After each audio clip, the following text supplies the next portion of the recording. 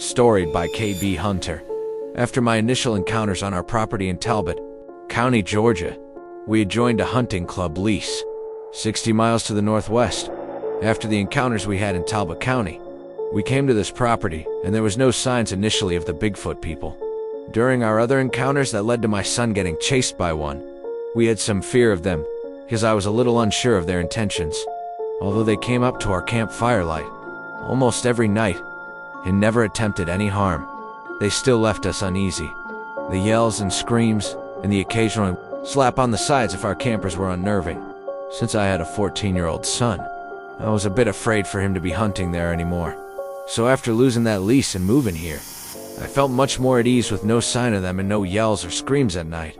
A year and one half later, my wife and I were in the camper on this new property, and I began hearing muffled voices outside, kind of deep and fast. I couldn't make out words.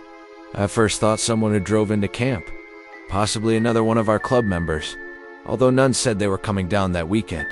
I get up, slipped on some warm-ups and walked to the door. I opened the door and saw nothing. No additional cars or anyone there at all. No one had drove up. I was concerned that someone may have walked into camp, but I also knew how sound could carry in the woods, and thought it could have possibly been from a farmhouse down the road.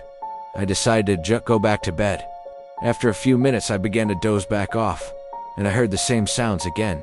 This time they were much closer, and I definitely knew they were just a few feet away.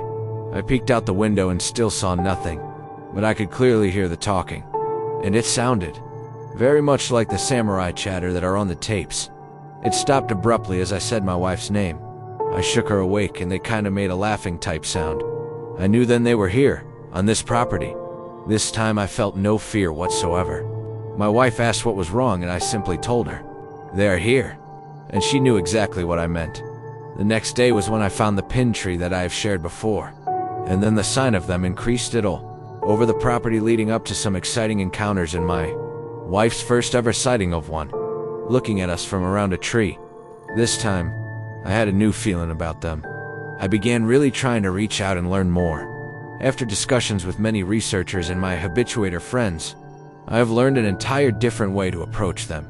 This has led me to where I am today, totally a believer and in complete awe of these fantastic primal people. KB.